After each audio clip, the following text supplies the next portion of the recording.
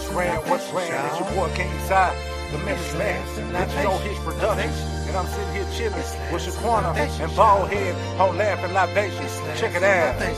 Slaps and out, she slaps in our hands, slaps in no she slaps in our face, slaps all the show, slaps in our face, slaps in our face, slaps in our face, slaps in our hands, slaps in no she slaps in our face.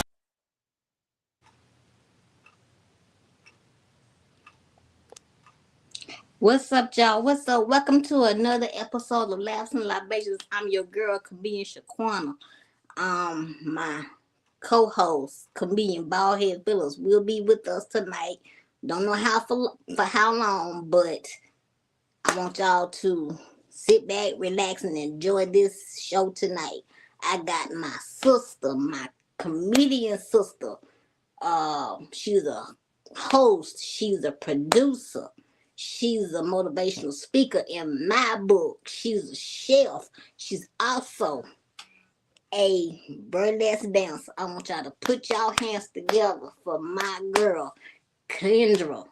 No nickname. You done amped me up. You got me feeling big. You got me feeling accomplished over here. I appreciate that intro. That felt What's good. up? How you doing today, Shaquena? How I look? I look crazy. My hair is how it be sometimes. It's wild. It's wild today. It's wild. So Girl, I just watched mine last week and had my mama braid it up for me so it can look like this. it look good, girl. Thank you. I need to get it fixed, but I got to find somebody that know what the hell they doing. How your night going? It's going good so far. Trying not to cough, cause girl, Lord have mercy. You know I got asthma now, so. Yeah, I heard. Yeah, so I'm trying to figure out how I'm gonna get my butt back on stage and not cough on that mic. So Yeah. Well, I can help you with that now. Okay, but I think you're gonna get there anyway. You know. Yeah, once we get off of here, cause I've been putting Vicks all on my chest, been taking castor oil pills and all this. Girl, look, I've been doing it all. Get that mucus off. Yeah, and then don't nothing come up, but it's all good. So, tell the people about yourself. How did you get into comedy? What made you get into comedy? And what made you get into burlesque dancing? Okay, so, that's a lot of questions. And they're good ones. How do I go into them? Okay, well, my name is Kendra, no nickname. I say my name is Kendra, no nickname because I don't have one. I love art. I love everything art. I love, being able to express myself. And since a young child, I've always been enamored by telling stories, making people laugh, and just seeing people smile, just seeing people feel better. You know what I mean? Like that's always done something for me to be able to look out or see a person in a room and then be able to make their day better, make them smile, make them feel better about themselves. So when I first saw, I ain't gonna lie to you, Sinbad was the first comedian that made me want to do stand up. Like I saw comedians that was funny, but I saw Sinbad. He did this cruise. It was like this trip he used to do, and I saw everybody in the crowd was just laughing and free and dancing and wasn't worried about nothing, and just having a good time and wasn't thinking about no trouble or anything like that. I said, I can do that and get paid. I can do that for real. So then I'm like, yeah, that's what I'm gonna do. So since then I've worked on it and just tried every avenue I could to get into the comedy game, see where I fit in, see what, will allow me to be a part of the community. And once I got in, I said, I'm not gonna let up. I'm ready. So that's what got me into comedy. Oh wow. So man, when I tell you I miss seeing Sinbad on stage, oh my God. I mean, missing. Everybody laughing their ass off. And because I've heard them cruises be off the chain. Yes. Oh my God. I said I wanted to go on one of them cruises just to see him in person, but I ain't been on a boat in so long. I might have seasick by now, my old ass. Look. Whatever. You can get on that. They messed up for the Carnival cruise packages. Now they won't let you get unlimited drinks, but you can still turn up. That's right. Shoot, I don't even drink no more, so that's even better for me. Oh heck yeah! So I'm good. God's still working on me, but That girl said, God still working on me. You stupid. You stupid. Oh my God, this girl said, God still working on me. So what's your worst bombing? First of all, have you ever bombed yet? Have you bombed yet? I would consider it a bomb, yeah. Okay, tell us about it. So my worst bombing story, I ain't gonna lie to you, was the first time, not the first time, like the second time I did King of Diamonds. When they do the Wednesday open mic. And it wasn't, and it wasn't even necessarily a bomb because everybody was booing me. It was worse than that. It was silent. It was silent. I was up there. It already won the time I went. Now I have been in there and it's been packed. It already won but 5 or 6 people in there.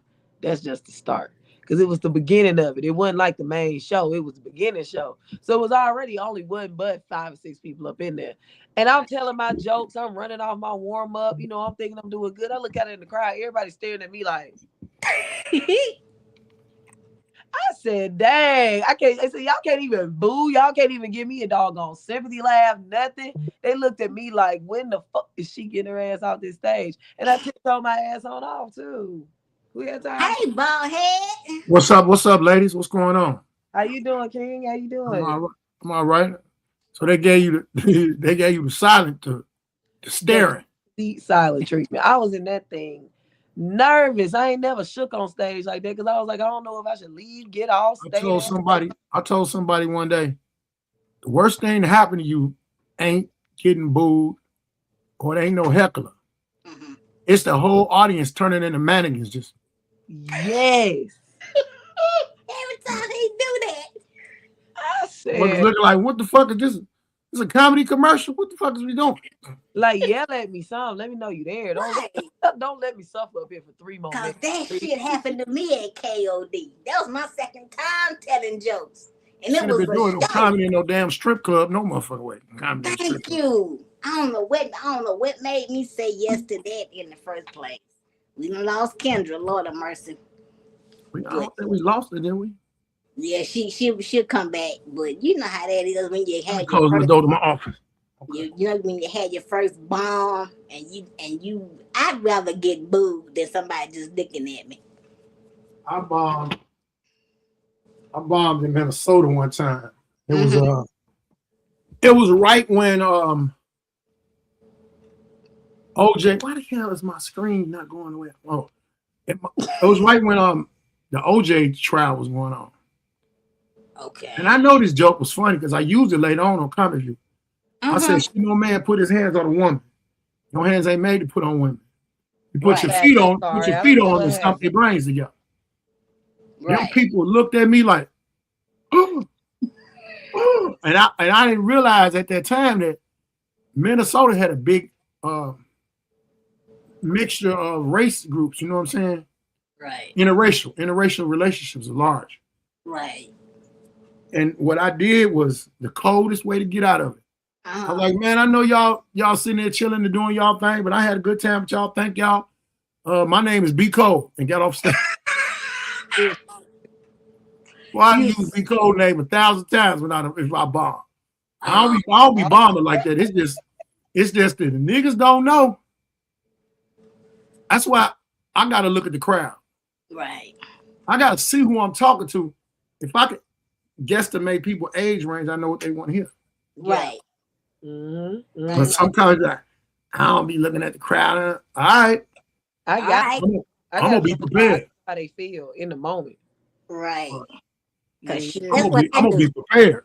Cause shoot, that's what I do. If I don't know what the crowd looking like, I don't know what I'm gonna do until I go out there and I look and I sneak back in the green room. I'm like, okay, maybe I can do this, maybe I can do that. Put it a little bit together, and I'm good. I mean, the general thing's gonna always work. Right. Relationships, money, kids, sex. Yeah. Always sex, just to get a little warm up. And it ain't even got to be sprucey or not vulgar. You know what I'm saying? It really don't. Cause shoot, Cause I tell sex jokes and people looking at me like, what the hell? They looking at me like, huh? What? And I'm like, What yeah, the I have sex too. hell? I'm like, I have sex too, y'all. Shit. Oh Lord, Shaquana. My boy told me Let me some find out shit. if you have that wheelchair swinging across that room. Going on. Hey, my boy told me some wild shit one time. He said he was dealing with it. He was like, man, you ain't got no woman. Yeah, I got a woman, man. You know, one woman. I go kick it with all the time. I said, what's it? Why don't ever bring her right? He said she in a wheelchair. And my cousin, the nigga said, yeah, but this house ain't handicapped accessible, nigga. We all tall over here. We stand up. So I said, man, you stupid as hell. Hell no. And then my other boy was like, hey man, so how is it having sex with somebody that sit down all day? Shaquana be using that damn wheelchair like a sex swing. She be putting one leg on one side, one leg on the other. Somebody told me Shaquana be taking her legs off. But look, prop her legs up on the arms. nobody told me she be taking her legs off. But one thing that's funny because I was like, I asked him, I was like, I mean, is it good? You know what? He said, dog, it's good. It's just regular legs don't move. He said, but I be so ashamed because I gotta roll her to the bathroom so she can wipe herself off. He said, I ain't seen a woman walk away from me out of the bed in a long time. I said, so she roll off on your ass. Hell no. I'll be back. I'm about to, boy, you stupid. Oh my God, Baldhead. See, if you ain't getting good laugh, listen to that Baldhead crazy ass. This don't make no sense. Oh my God. So Kendra, if you could have your own comedy tour, what would you call it and who would you have on it? Oh, I'm working on my own festival in the future. So we gonna actually see in the future. So realistically, when I work on my own festival, it's gonna be local talent and talent that I think the world may be missing out on. So that's in the future. When I get my own festival going, it's gonna be the Tickle Your Pickle Festival. I already had my Tickle Your Pickle show. You know, we did that all of last year, Tickle Your Pickle. We brought in a lot of new talent. We introduced a lot of new people to the crowd. So if in reality, the Tickle Your Pickle Festival would have comedians that may be getting looked over, maybe getting, you know, missed in the industry, not seen the way that I think they should be seen. That would be who I would ultimately put on the festival. Now, How long you been doing comedy? Huh? How long you been doing comedy?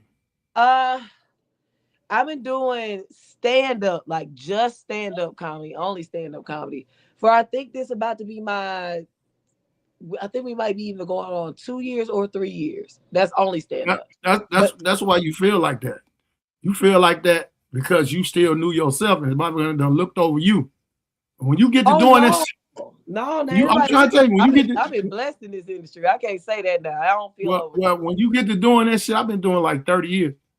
It be some niggas you be like, hell no, I don't want to be on stage, man. Well, that's why I said people who I feel like are getting overlooked, meaning that they professional, they know how to control a crowd, they funny, they know how to read a room, they understand their demographics, they can make anybody feel loved, they can make anybody feel good. Every time you see them on stage, the room light up, but they just not getting to the channels that they want to get to be able to get on the stages they want to get on. So I don't mean nobody. I don't work. I understand that. I understand that because the people that you talking about get lost up in the mix. Well, that's why people that's good and they get caught up. They get caught up in the mix. The best thing and the worst thing about stand-up is it's word of mouth. Mm-hmm. Yeah. A promoter got all the tools now. Scouts got all the tools. YouTube, Instagram, Facebook. You got all the tools to find these motherfuckers that's funny. Mm-hmm. And you can look and see how many people react to their jokes. You see how many people book them. But these motherfuckers is lazy.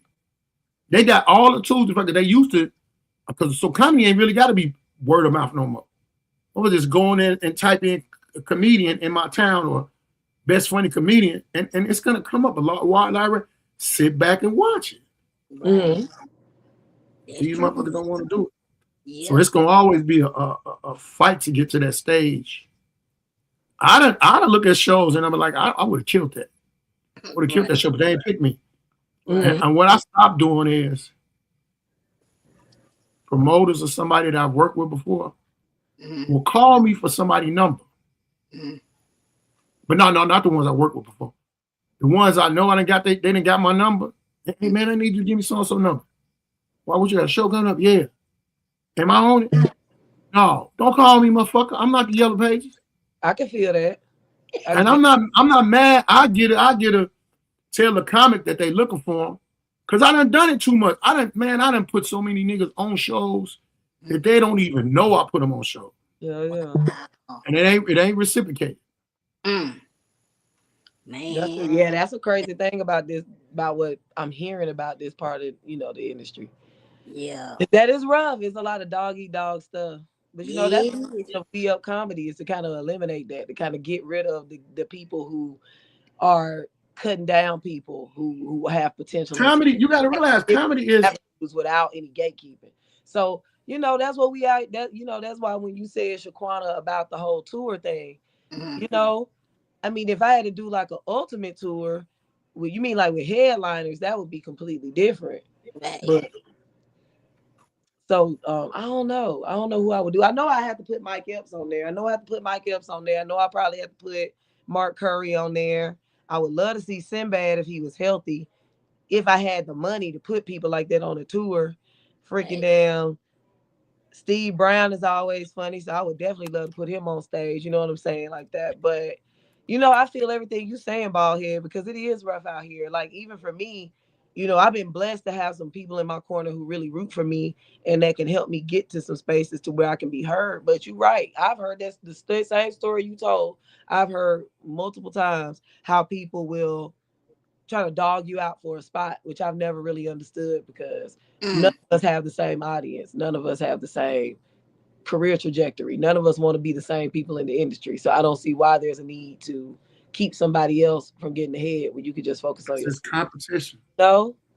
It's competition. Now, you might have a great camaraderie with somebody. Of course. That's why they got it in order.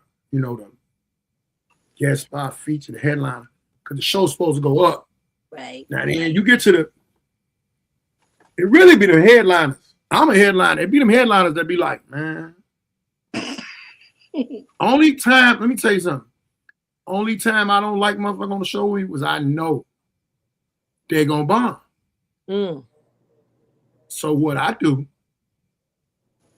because you're gonna have to do some work.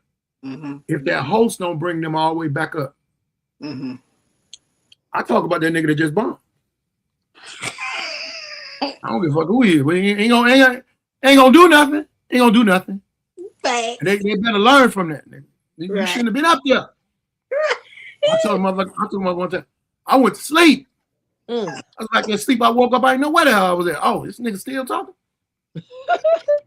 Then think about if they bombing and they trying to find that one big joke. They just can't find it. Damn. Now they up there longer. Yeah, and they trying to push horrible. They trying to push horrible. It. I be like, hey, give me the rest of my money right now. Matter of fact, get my money. That's the only thing gonna make me feel good. If I walk in the door and gave my money, I need my money before I touch that stage. So that's it. Nah. Then they always promoters be doing bullshit. Yeah, I'm gonna let my boy go up right there before. What? DJ just told me I was next. This my girl's baby brother. That nigga ain't funny. He funny in the house, man. This is his first time. Why is he on a show that you can promote it? Send him to the open mic. Right. That's true. And then I've discouraged niggas from doing comedy because you let your woman baby brother get up there and bomb in front of me and I'm headlining. First 10 minutes on his ass, telling the DJ, hey, cut that music. Crowd work. Cut that music. So who was that nigga? Who was that nigga? Who brought him? Who drove him here? Because I know he ain't driving. Who drove this nigga? I said, y'all ain't shit. Y'all just sat up there. Y'all just sat up there and let this man do all of this extremely boring shit. Then you're looking at me to say today, fuck that. I came to work. I didn't come do no extra work. Promoter ain't gonna give me no extra money. But I started getting promoters when they put them niggas on stage that ain't been on. Hey, all right, when you put them up, I need some extra money. Right. Oh man, come on, man. No, I need some extra money. Right. But then I learned to put that shit in my contract. The time I want to go on stage. Right. How many comments you got? This motherfucker doing this much? All right, this is the time I'm going on stage. Damn. I learned that from TK Kirk, teacher the motherfucking K. Man, I tell you. Now, Kendra, you said you've been in comedy for 2-3 years. Have you been outside of Atlanta and done comedy? Or you just done it in Atlanta? Well, I say stand-up comedy, because I've also done comedy through burlesque. So yeah, I have traveled a little bit with doing comedy and burlesque at the same time. So I have traveling there. And then the majority of my like pure comedy talent has been brought up here in Atlanta. I did improv with High Wire Comedy before they shut down. So I did a couple of on stage shows with High Wire Comedy before COVID. I did a 48-hour film with some comedy groups and did some really cool stuff as far as like writing and movies and things in the comedy spectrum.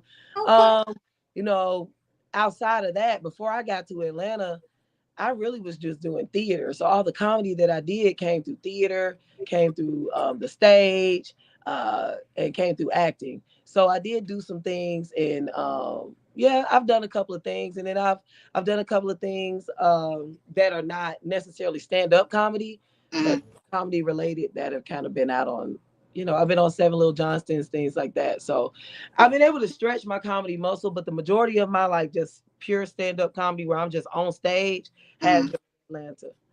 I did do some stuff in New York recently though. So I did touch my first my first stage in New York. So I didn't bomb. I did pretty good there. So I'm ready to go back, touch that stage again, get in front of a bigger audience of people, and what happens. You in Atlanta? I didn't know that. Have I seen you seen me before? No. Oh, that's crazy. Well, I mean, I hadn't been out in a while anyway. I hadn't been out. I was about to say, because I was at Uptown for almost a year. Now, that's where I met Shaquena at. I was doing shows like once a week. I was doing shows like once a week at Uptown. Yep. I wasn't fucking around at Uptown too much. I actually had a show there. It was on a Tuesday. No, I think it was on Sunday or something. At like 6 o'clock when I know niggas weren't gonna come. They just. Yeah, but yeah, that's how I met Kendra at Uptown Comedy Corner, and that's where I found out she was a burlesque dancer and she was a comedian. I said, "Well, goddamn." Oh, you be half naked sometimes. I do a little reveal, a little tease, a little reveal, a little. Yeah, a little bit, just a little bit. Okay. Little cheek. Now tell us what you love and you hate so far about comedy. What I love about comedy, that's what I'm gonna talk about in depth. What I love about comedy is all the people that I've met in this community so far is really giving me a lot of like hope in regards to my career. I met a lot of really supportive people, a lot of really dope people. I love, like I said, being able to make people laugh, being able to make people feel better about themselves, just brightening people's day. I love when people remember my material. Like I had did Laugh and Skull. This was last year, maybe last year, or the year before last, but I did Laugh and Skull. And I have a joke about autism, and it's a funny joke, but I had a joke about autism. So then when I came to another spot that I did with Ratchet Tracy, 2 girls that were there from Laugh and Skull came up to me at that show and was like, "Hey, I know you from Laugh and Skull. You do the retarded people joke." And I was like, "Well, no, that's not that joke." I mean, yes. I'd be like, I ain't never did no joke about y'all. People, but they ain't retarded. I don't even think we can say retarded. Can you still say retarded? I don't even think you still. You know what? It's the joke about. You can say what you want to say. You can say what you want to say. I want to know all these words they don't want to do. What we gonna do with these words? Man, what we gonna do with these words? I still say some of the words that they're offended by weren't even meant to be offended because gay actually meant happy. For sure. Yes. For sure. A fag is a cigarette. See? Yep, that is true, especially in England. See what I'm saying? I told But that lady, I said it's not the retarded people joke, it's the autistic people joke. But if somebody else say that to you, I mean, they but say, people you ain't the retarded people joke. Just tell them I ain't never did no joke about you. You trying to Like, what? Oh, Baldhead. You foolish. Oh my God. Now I'm gonna ask both of y'all this question right here. If you was president today in 2026, what would your presidency look like? I'm scared about it. I'm scared. You want me to go first? Him to go first? You go first, because I know what Baldhead gonna say. He retarded. If I was president, I know I'd win. There'd be no student loans. That's what I'm talking about. No car payments over $200. Free wings every Friday. If you like Alabama football, or if you love Alabama football, you get 1 case of beer every Saturday. White barbecue sauce is the national sauce of America. Old school Waka Flocka, before he started being a Trump supporter, is the defense secretary, and Hard in the Paint is the theme song for America. And all the hotties with bodies that cosplay get at least 1 free hour education for every costume convention they go to. That's what I was doing. That's what I was doing. I gotta laugh with my girlies, honey. Go ahead, Baldhead. I'm scared. Go ahead. If I was the president right now, every woman that was ever a sex worker or a hooker, they would have to teach classes to some of these men's wives. Because a lot of them don't know how to keep their man. Then I will give every black person reparations, but I'm not gonna give it to you all at one time. Right. You're gonna get a certain amount every month on a card. And you got to spend it on something that's like a stock market or something like that. You gotta spend this money so this money can make the community right. You ain't finna be buying no damn Fago Pops and what's wrong with Fago? jockeys and shit. They can't get no buying all that bullshit. Then I'm finna make every dude that stay with his mama. He said he can't. They finna go get a apprenticeship at on a construction thing, so they can build some shit to get the hell up out their mama house. Period. And I'm gonna abolish child support. You gonna abolish child support? Yeah. But the kids need Jordans. They gotta have some Averex. They need a new Nietzsche. And you know what my slogan gonna be? Fuck them kids. How they gonna get their hair locked up though? They gotta get it dipped at the end. How they gonna get the ladies? You gonna get your own damn job and do that shit. You gonna get your own job and do that. The hell with them women playing it. Child support is a dirty game, man.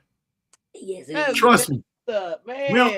You don't even want to get in there with me because I've been on it for too long. He don't want to help the kids get no damn studio time, Shaquena. Hell no, they need to get their own money. You get your own money and get your studio time shit. Niggas out there, them little niggas know how to hustle. Damn, he buying cases of water, stressing everybody out at the damn stop sign. They know how to hustle. Oh my God, he's bad. He walked up to my car. Nigga walked up to my car the other day, told me, man, I got some water. I was like, hell no. You can't let him see your phone so he can cash out the money to you. Hey man, there won't be no more corner there no more. I don't know how them people be giving them people their phone and all of that. And maybe get $2,000, $3,000 up out of there. Ooh, I'll wait a little while. All you gotta do is wait like a week. You wait a week, he's gonna be right back there. Yes. You right. I walk up on him, man. I walk up all you know, they go ba ba ba ba ba ba ba ba. Give a damn about it being no kid. You stole my money. Got to go. Oh my God. So Kendra, was there ever a comedian that inspired you to become a comedian? Yeah, Sinbad. I'm like a nerd, so everybody I say gonna be like the typicals. The Sinbad, John Leguizamo, Sinbad, John Leguizamo, D.L. Hughley, Mm-hmm. of course Eddie Murphy. Sometimes Right. I hate saying his name because but Eddie Murphy, Why? um, Jerry Seinfeld actually. Why you hate saying Eddie Murphy name sometimes? Because I feel like people see it as a cop out. I feel like people, if you say Eddie Murphy name, they go, oh, of course, and they start like combating it in their head, like, of course, you would say Eddie Murphy, who wouldn't? You know what I'm saying? But Type. he's an But that's OG another. though. I mean, he is the OG, and Yeah. he's funny. Like he's Yes. genuinely funny. But people say that like, oh, you just saying that because that's the answer to say. So sometimes I hate saying it because people always want to go back and forth with you about it, and I'm like, Man, he you that better good. stop. Fuck them You better folks. stop letting them people. A lot of That us man think is they know them. living. The living goat right now was live. Can't nobody say nothing to change your opinion. Right. True. You're right. That's my team. Like them the people. As soon as I saw them on stage, I was like, yeah, yeah, Made you want to do this. yeah. I was like, I feel like, yeah, that's something I want to see if I got the chops for. That's what I'm Right. seeing them do it. Because I'm like, if you can make it, if you can think that quick, because Mm-hmm. I've always been a logic person. Like I was in able learners. Like I used to do like the puzzles and stuff like that. That's always been my thing. Like logic is my go-to. That's how I relax my mind. So Did they have helmets in your hey, class? I was like, oh, if you could be that quick with it in real time, Yeah, and yeah, that yeah. felt, shoot. I got to See, try it, and I got to try it. And Kendra, what he say? Baldhead asked, did they have helmets in your class? Hell no, they ain't had no helmets in my class. We went He to the says I like to do puzzles. I like to color. hell yeah, we like to do puzzles. They used to take us to the science museum. They used to have us building circuit boards. Ooh, I'm hot. Hell See, yeah. Baldhead is I learned how to stupid. build a circuit board when I was 10 years old. And Oh, that's wow. the type of class I was in. So when I say Eddie Murphy, because I wouldn't want to call Eddie Murphy no slow kid. That part. You feel me? And shoot, because I came across a video where he was on stage and something Eddie said, and you heard his brother in the audience say, call a woman a bitch in the audience, and Eddie just dropped the mic. Well, shut up, bitch. Boy, I said, wait, who was that? And I had to rewind it back, and it was Charlie. I said, oh my God. Charlie ain't play by Eddie. No, he did. He did. Oh my God, he did not play by Eddie. He said, "Shut up, bitch." I said, "What?" Charlie Murphy was an idiot. That is one of the funniest jabs when a woman get to talking real crazy. Shut up. Right. I'm gonna tell you something I know you hear all the time. Shut the fuck up. Cause that's crazy. I mean, that boy. Cause I even watched the Ali Sadiq special that he did, and some woman got into it in the audience. Somebody, and he said, "No, we're not gonna do this here." And see, one thing about Ali, he do not play when it comes to his shows. Now I'm gonna ask y'all, if it were y'all and y'all was recording a special or y'all was doing the show and somebody got into it in the audience, how would y'all handle that right there? Because I know it's always arguments and they starting to fight. So how would you handle that situation? I'm gonna tell security. Yeah. Before the show starts. Mm-hmm. If it's any discrepancy, put their ass out. Right. Put their hands on. Put their ass out. Oh, put them out. Put them out. Right. Put them out. Because I'm up here working. I ain't got time to be putting out all these fires. Right. And because if I do, they're gonna get mad. I was at Riddle's one time, and me and Marlon was on stage about the exchange. Like I was gonna go off, and he's going, And it's a dude just kept talking the whole night. I said, hey, brother, is it possible you can shut the fuck up? Because we doing a show. Right. Nigga got to talk crazy. I said, I know what it is, man. You ain't never been this funny in your house. So it's upsetting you, you know. Your lady didn't even want to come out with you but she had to. And I know you probably live with a woman that lived with her mom. Damn. Do you know after the show, the nigga, he was with like 3 more other niggas. They came to me like they want to do something right. Hey man, you thought that shit was smart, man? What you was doing on stage? You thought that was... I was like, yeah, it was funny. You still mad? Damn, nigga, I thought you wouldn't be mad no more after you paid your bill. Or did she pay the bill? So he's walking up and looking crazy, not knowing they done got surrounded. I said, you don't know where you at, man. You don't know who you dealing with, man. I said, man, look, ain't no harm, no foul. It's a comedy show. Right. You talking out towards a nigga that got a microphone. Right. What do you think I'm on the phone? I said, I know y'all look like some old gangbangers. Nigga, I'm current. I'm current. You're right. Yeah. So go ahead on and get home safe, man. Right. What about you, and kid? You know when a nigga don't want to do nothing no more. Niggas like, man, I'm just saying. Yeah, I heard you. Congratulations. Yeah. That point. What about you, Kendra? Yeah, same thing he said. I'm gonna call security. You know, right. I can't be out there trying to break nobody up, trying to fight. I'm calling letting them handle it. I might tell a joke or two while security coming up there, but that's about it. I ain't got time to give that. You know, folks come up there, they gotta adhere to that 2-drink minimum. They be trying to get the strongest thing on the menu, so they ain't gotta get that minimum. And then they get that crazy. A lot of them done drinking the cup before they got there. Yes, they be drunk as all get out in them doggone shows. I'm not finna sit up here like he said. I ain't gonna be sitting up here fighting with you now. Exactly. That ain't my thing. My mouth is my gift. I mean, I do fight, but not like that. You know what I'm saying? Because if I'm on stage and I see somebody get into a fight, I'm gonna fake a seizure. You hear me? Oh Lord. I'm faking a seizure. I'm gonna make my chair go to the side. I'm about to go roll the chair back in the corner. You ain't gonna roll it. You gonna have to play along with me. You gonna have to play along with me, goddamn. Hey, look, like she has to run over there by you. Shaquena, no. Play along with me, goddamn. Pretend, goddamn. I promise you, boy. Look, they'll fight break out in front of me. Check out that thing. Let's see if we get that. Y'all have better security. Y'all should have been paying attention. We need us a little deposit. You know what I'm saying? That part. I'm gonna have an Alka-Seltzer in my mouth and everything. Just buddy. I want to do that when I get baptized again. I want to put some about 4 Alka-Seltzers in each pocket. Baldhead. If you do that, Baldhead, tell me when you gonna be baptized because I want to see that shit. I'm gonna record that. I'm gonna record. I've been baptized already, but sometime I think I need to be re-dipped.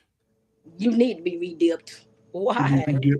Cause he crazy. I be having these thoughts, and one day, what am I gonna come alive?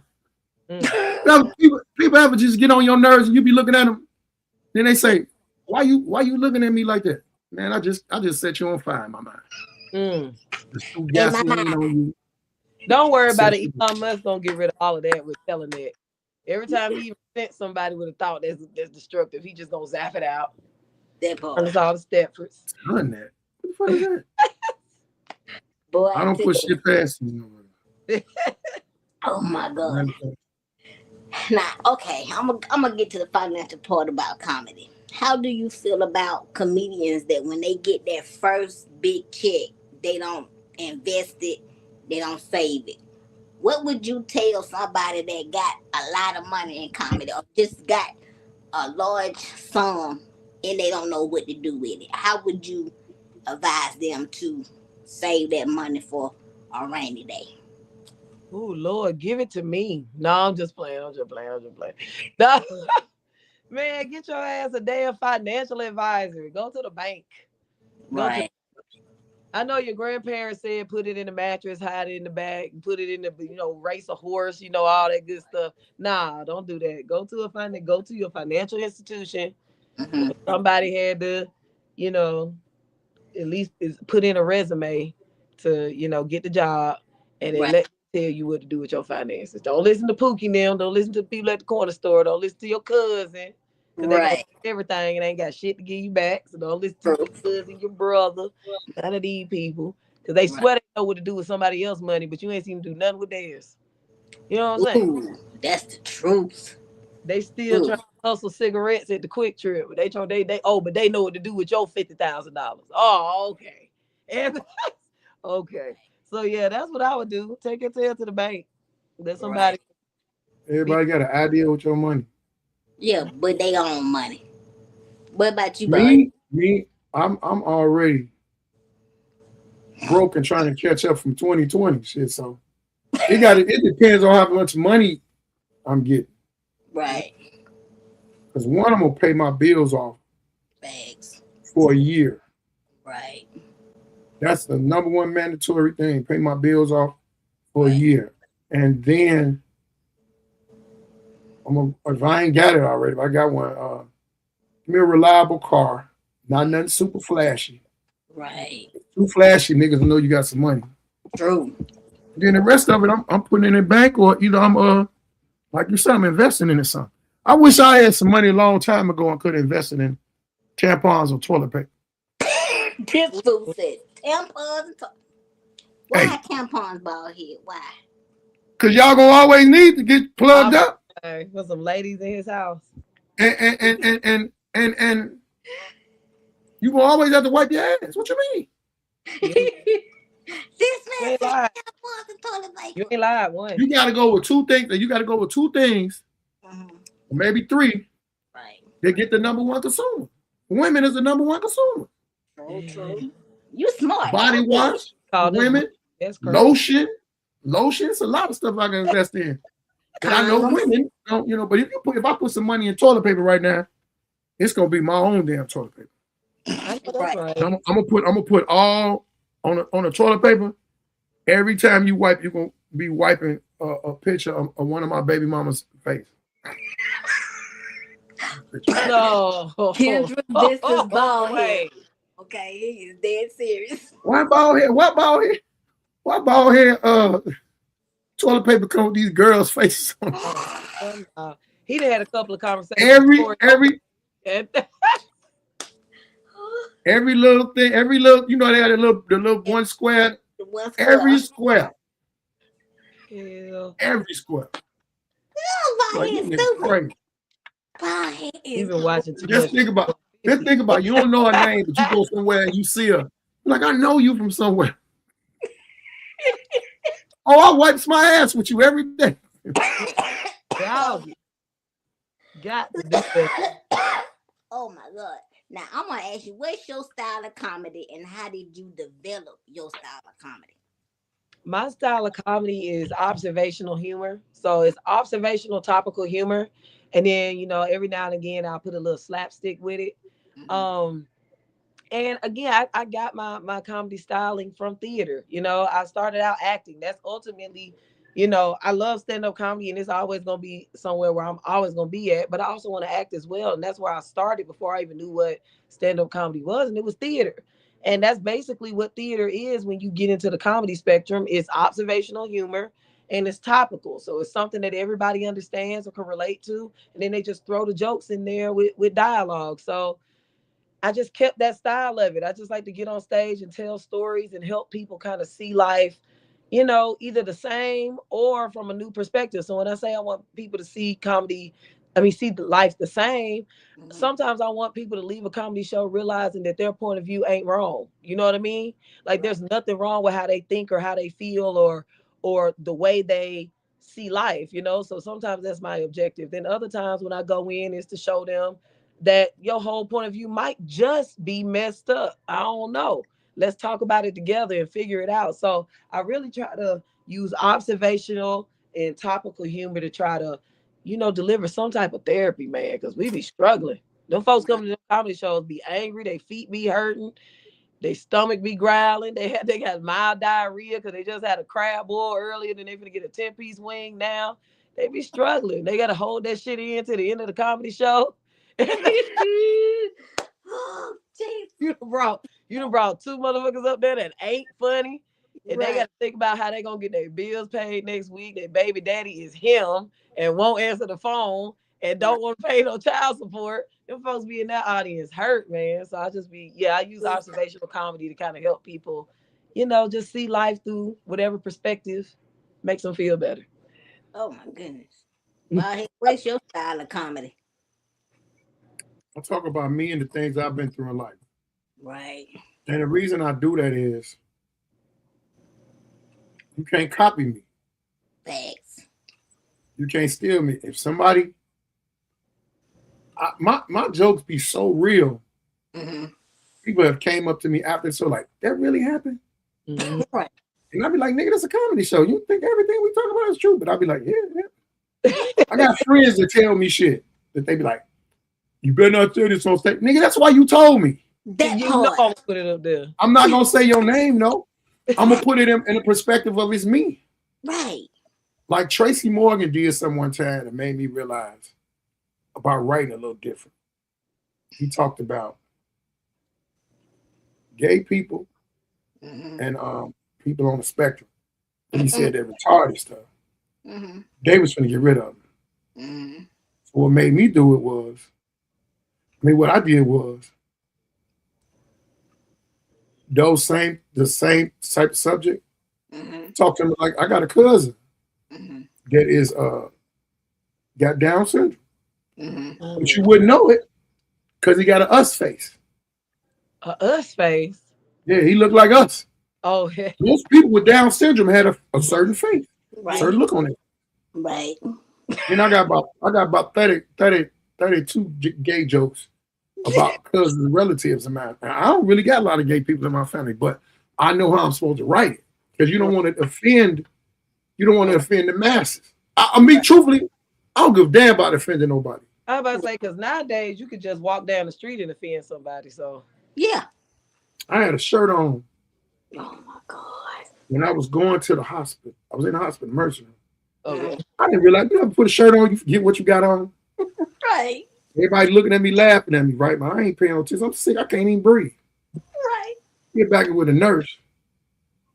She said, that shirt is offensive. Look, I forgot what it was. I had a shirt with Bill Cosby on it. And it said either I'm fucking, or either we fucking or I'm fucking. Oh, Lord. Hey, every time I wear that shirt, it make motherfuckers go, man, that's so, like, that shirt is offensive. I said, well, what you could do, oh man, is not look at the shirt. That's true. I said, have you ever ran into a house that was on fire? Seems like, no, why would I do that? Why would you look at something that's gonna offend you? That's true. Right. That is. I said, and I do stand up comedy for a living. So then she gonna say, oh, okay, I see now. Man, get the fuck. Oh, so now it's not offensive just because you're a comedian. Right. Just outraged. That's how them people. That's how folks be. No, I'm mad. I'm still mad. I'm still mad. Baldhead. Right. Right. Now I'm gonna ask y'all this question. You got people out here that's telling comedians that they shouldn't be talking about politics because they're comedians. How do you feel about that? Because me personally, just because we're comedians don't mean we're stupid, don't mean we're not living in the same world with y'all. We going through the same thing everybody's going through. So how would you talk to somebody that say, shut up and tell jokes, basically? I mean, that's kind of counterintuitive to what comedy is. Comedy has always been like a soapbox. Like, even if you go back to the medieval ages, the kings and queens of different empires would use a jester to pass messages to adjacent kingdoms. They would have festivals and then bring the jester up to even tell their plot sometimes and say what they're going to do, figure out the crowd, see if they can get information. So Right. comedians throughout history have always been used as the intellect, the intelligence. They've been used as the people who can pass and send messages without offending anybody. I mean, you might not like the material, but They've always been that. So when you look at somebody like George Carlin, his most famous comedy special is 7 words. And that's the whole comedy special is about government censorship and how times have changed to the point where you can't say anything anymore. George Carlin was talking about that. I think 7 words came out in the late 90s. Right. So if you sit there, D.L. Hughley became a commentator, a political commentator from his stand-up comedy, from just getting out there and using his voice to say things that the masses didn't really resonate with. But he could say it in a way where, I could take the hit and, be okay. So I think it's kind of somebody, but I'm going to say it like this. Somebody who's saying something like that is probably in the classroom that Baldhead was talking about. They probably had to wear a damn helmet and was probably eating on some damn crayons. Because if you know anything about imperialistic history, they used the court jester as the integral piece to get all of their information. And the past. But if that court jester bomb, he got his head chopped off. Hell yeah. That's how he better be funny. We the distractions, boy. We crazy. I tell people like that. I tell anything. People worry about shit ain't got nothing to do with them. Facts. And they worry about the wrong shit. You're not gonna tell me what and what not to talk about. Period. You're not gonna. That's worse than censoring me. You stopping me. Right. How the hell did you go? Who are you? You can't even get on stage and deal with it. You would get on stage in front of 40 people and fold up, not to mention 3,000 or 5,000. You can't do this. So shut the fuck up. Stay in your lane. Be an audience member or be a bouncer at the door. Don't come in here. Right. You're not gonna explain to me if them people are laughing. That's all that matters to me. What's the problem? That's the problem. I didn't get and dibble-dabbed into a couple of political things. There's 2 things I really didn't get into, but I get into them in a funny way, and that's religion and politics. Because black folks scared of you talking about religion in with them. Yeah, that's one of the hardest things to make people laugh. White people, they gonna laugh. They don't give a damn. That boy. You see what happened to Drewski? He just imitated all these pastors, and they done lost it. And guess who all lost their mind? Black motherfuckers. Black ones. And I'm like, why, y'all? He telling the truth. He telling the truth. It's right there. The God's honest truth. Now, what's gonna happen is, and it's probably something they've been doing it. Everybody finna start imitating them. Yes. Yeah. I said I got a problem. Sure. I didn't want to go to church because I thought pastors all had breathing problems. They tell me, the Lord. So why this nigga talking breathing like that? We got asthma. I've been to 3 churches. I don't want to be no pastor. Them niggas can't talk. You stupid. Oh, okay. Now, do you add your family and your friends to your jokes? And if you do, how have they reacted to your jokes? You ain't shit. Yeah. One of my when I was younger, I used to have like a bird flipping problem. So I used to like drive by, flip off my family.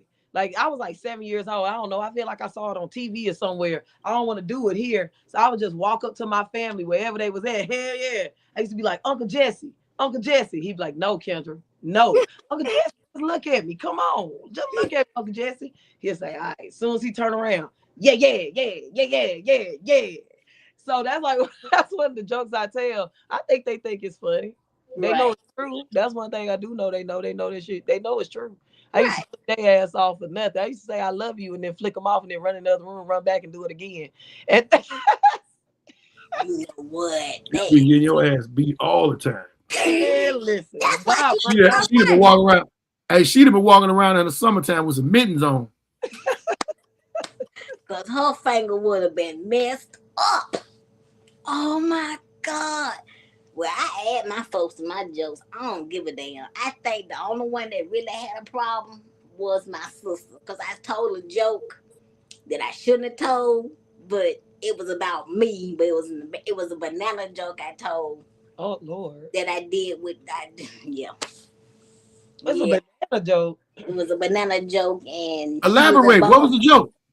Basically, I masturbated with a banana. Whoa, Lizzo. She bought the banana. Nasty motherfucker. She bought the banana. She bought the banana, and she was mad because she wanted that banana. I said, "It's in the trash can. It's baby food, now." Stop looking at me like that. Ooh, Lord, yep. Now I totally think different. Yeah, you been thinking different about me. I'm gonna send her a cucumber in the mail. You stupid. You so stupid. Quena had popped her ex or something. She was feeling herself. She did a little shroom. Had her. Boy, look at you. Boy, no. That's crazy. I need to get me some. Since I can't get me none, let me go and get this banana. I ain't had no cucumber, so I had what I had. I'm sorry. Right. Said, let me make this fruit salad. I know that's right. Smell like Gerber. Okay, I'm sorry. Oh my God, I'm stupid. Okay. Y'all fool. Baldhead, what about your family? What do your folks say, your friends say when you add them to your jokes? They be saying, y'all, boy, you ain't shit. Wait, but see, what I do is, I don't say their name. Right. I don't say their name. I got jokes about my mama, my wife. I got jokes about everybody. Right. I got jokes about everybody. All my kids, everybody. Damn. Man, I got so much shit. It just depends on what day it is. We'll get it out, you know. That's and I done sent the videos that I done did. They be like, man, Daddy, I can't believe you said that. I don't know why, nigga. I just got paid to do it. That part. Because shoot, when I wrote the joke, my sister was still living when I wrote the joke. She said, you better not never, ever tell this joke on stage. And man, I even told the joke on stage after she passed, because that was the show that me and you did, Baldhead. I told that joke on stage, and I did not mean to tell it. I didn't even know I told it till I got home. Man, use it. Use whatever you got to use. Boy, she made me tell that joke from heaven. You hear me? Because I hope that you were having a stroke. What you doing? Man, look at Kendra. Look at Kendra. Look, she took it to her grave. I ain't taking it to mine. I told it. God damn, I said, shit. Hey man, I gotta get up off here. My stomach time done ran out. Okay. Oh Lord. You had some ice cream early. No, I got some stuff going on with my stomach. You know, to use your to talk, you gotta use your stomach. Right. But I'm gonna tell y'all this. Kendra, it was nice to meet you. Keep pushing, doing what you're doing. Don't let nobody stop you, discourage you. Your opinion matters. Right. Because everybody else think they should do. Right. You know? I'll holler at y'all. Y'all pray for me. I'll pray for y'all. All right. I text you when I get off of him, Baldhead. I'll talk to you. All right. All right. I appreciate you. All right.